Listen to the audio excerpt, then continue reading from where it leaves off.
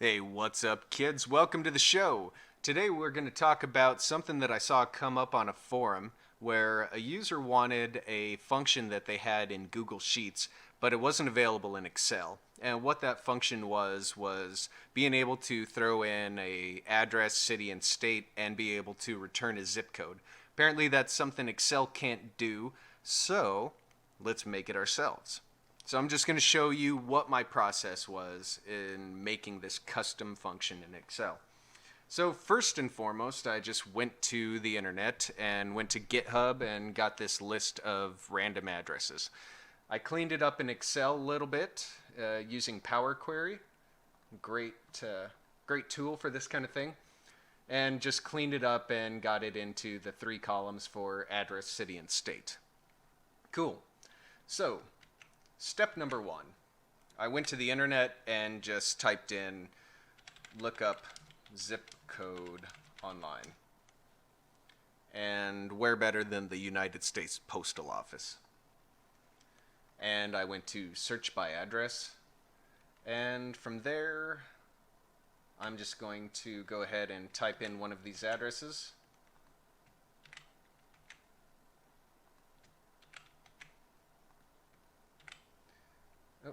That's not where that goes. And it's going to be in Massachusetts. And then I'm going to open up my developer tools, and I'm already at the networking tab. And before I hit search, I'm going to just clear all this out, make it a little easier to sift through, and then search. Alright, now if we look through these, we can find what we're looking for. No, that's not that one. That's what we're looking for. We want this request URL. And you can see it's got the address in there that we've put in. So I'm just going to copy this.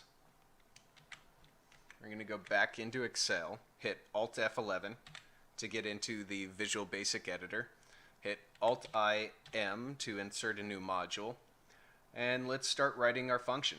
So I'm going to call this function getZip. It's going to take 3 arguments. One is going to be the address as a string, the city is a string, and the state as a string.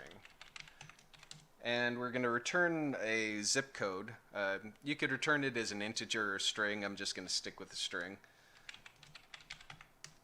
Alright, so we're going to say dim URL as a string, and we're going to set that URL to what we just copied out of the internet.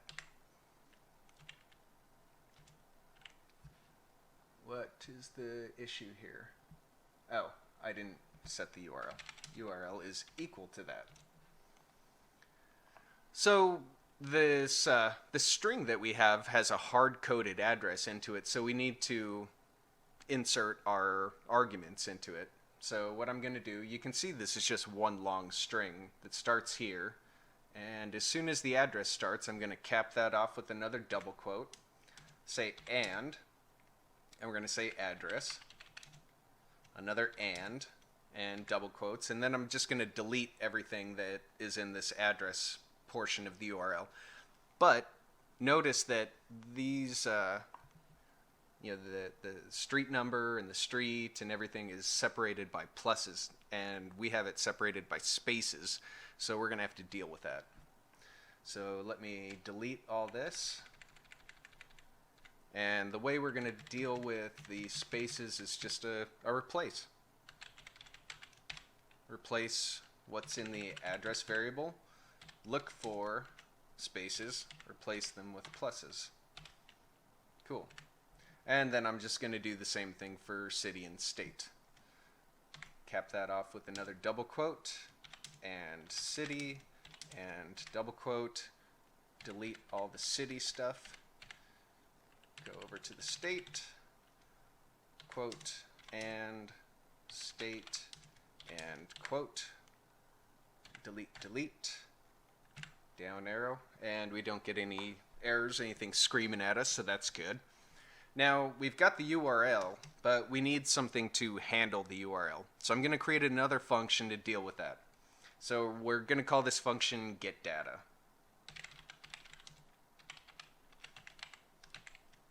and that function is going to take the URL as a string, and it's going to return a string. So we're going to create an object, and that's going to be dim req as object. We're going to set that object to an XML HTTP request object. So equal to create object Microsoft.xml HTTP, and then we're going to say request.open, and then we're going to pass in get. We're getting instead of posting. We're going to use the URL and say false. Then we're going to say request.send, and then we're going to return the response. So we're going to say get data is equal to request.response text. Now you'll notice I'm using something called late binding here with the create object. I could go up to tools and references and reference the specific library that allows me to use this object. I typically like late binding better than early binding for various reasons, but one thing that's kind of a downside is you don't get all the autocomplete stuff that comes along with early binding. Early and late binding's a bit beyond the scope of this video, so I'm not going to really get into it too much, just kind of wanted to point that out. So, now, we've written that part. Now I'm going to say we need another variable, and that's just going to be the result. So we're going to say dim result as string, and then we'll say result is equal to get data, and pass in the URL as an argument. So we can test this out now. So I'm going to go back to Excel and type in our new custom function getZip, and pass in the arguments for address, city, and state, and hit enter.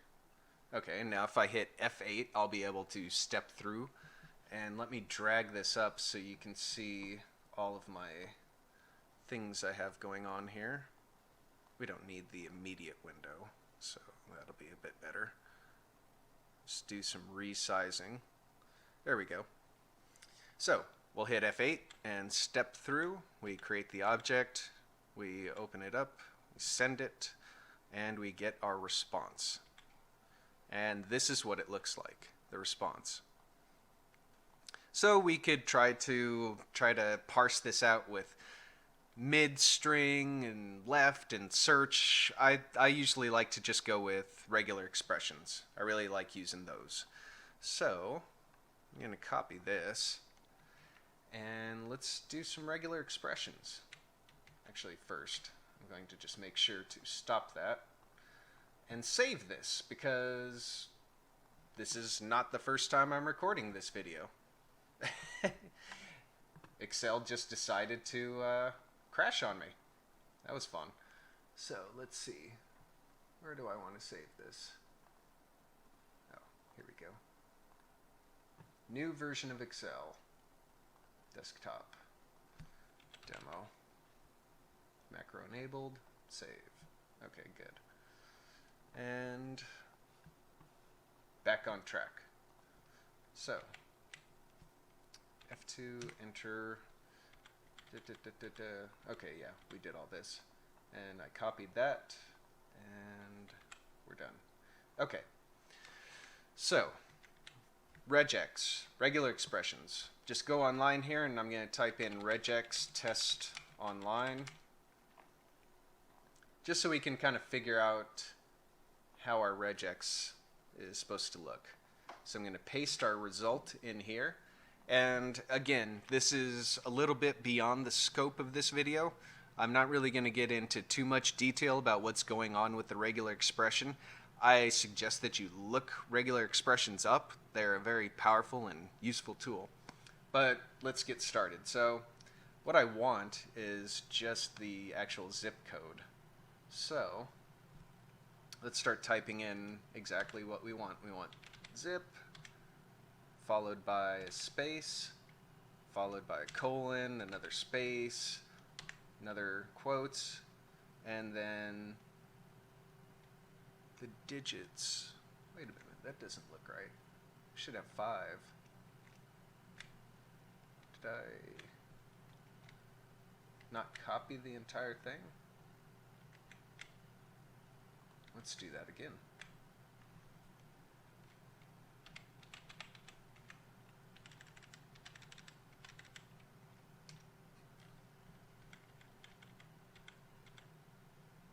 Yeah, I did not copy the entire thing, apparently. So that's weird. That's not working.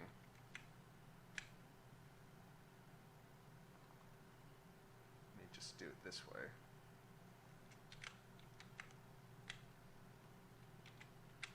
There we go. That's better. So now we need to get the zip code portion of it, and that's going to be a digit that's 5 numbers long. And we need to add some parentheses for this to be a capturing group. And you can see that it's matching the green text here is exactly what we want. So we know our regular expression string is good. We can copy that. And we're going to see a little bit more of late binding. I'm going to save. So we're going to say with create object vbscript.regex dot pattern is going to be equal to what we just put in.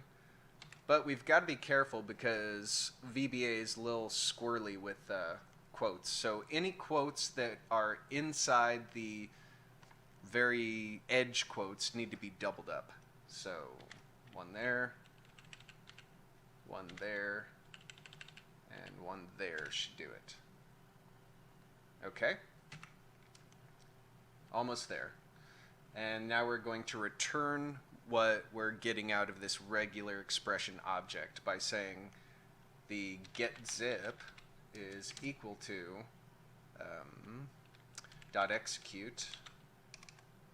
execute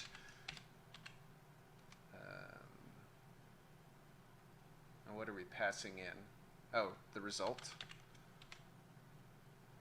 And that's going to be the first match, and we're using a capturing group, so we've got to get into the sub matches, and it's going to be the first one there too.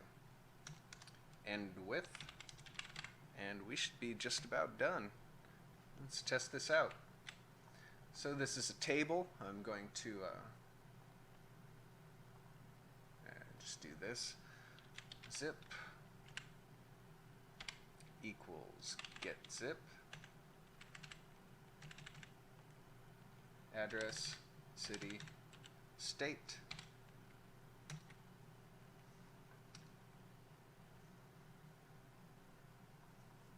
So it looks like it is working, sort of. It's finding some of these addresses and some of them it's not. And I'll chalk that up to partly just being random addresses that I've gotten off of the internet. When I've done this before and like typed in all the addresses that I've ever lived at, it worked for all of them. Don't really know. I think some of these might be businesses, so they're missing like suite numbers and stuff like that. And who knows, that I didn't vet these addresses in any kind of a way or anything like that, so who knows what's going on with them, but it does work, sort of. And we could add an, oh, look at that. That just took a while. Oh, it's kind of slow. So we do have a few of them that aren't coming back, but the vast majority did. And again, I would chalk this up to probably being something along the lines of you need extra identifiers to have it be able to really figure out what that what the zip code of that address is. And we can also do a little bit of cleanup here. You know, if you're working in a table like this, let's just go down here. And I'm just going to use one of these addresses that we have before. See, I create a new row, and it's already giving me an error because we don't have any arguments in there. I mean, there are arguments going in there, but they're all blank. So let's do some, because I don't want it reaching out to the internet and tying up resources if we know for a fact that it's not going to bring anything back because all of our arguments are blank. So we can handle that by saying, before we do any of this, we'll say if length of address is greater than 0 and the length of city is greater than 0 and the length of the state is greater than 0, then do all that nonsense. Else get zip is going to just return NA. And if, and we'll go back, and if we do a little refresh,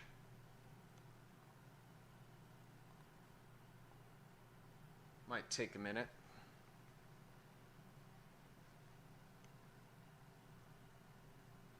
Okay, and we'll go to a new row.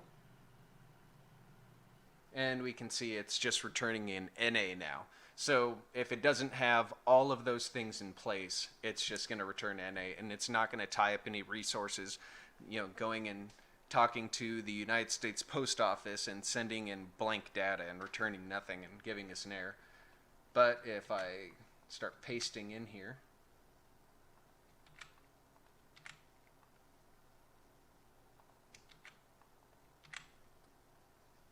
as soon as it gets all the values in there, it will return a zip code. So I hope that this was valuable and useful to you. Let me know in the comments if you think it was. I'm going to do a follow-up video where I show you how to do this exact same kind of thing, but with Power Query. So thanks for staying and sticking with me through all my fumblings, and we'll see you next time. Bye.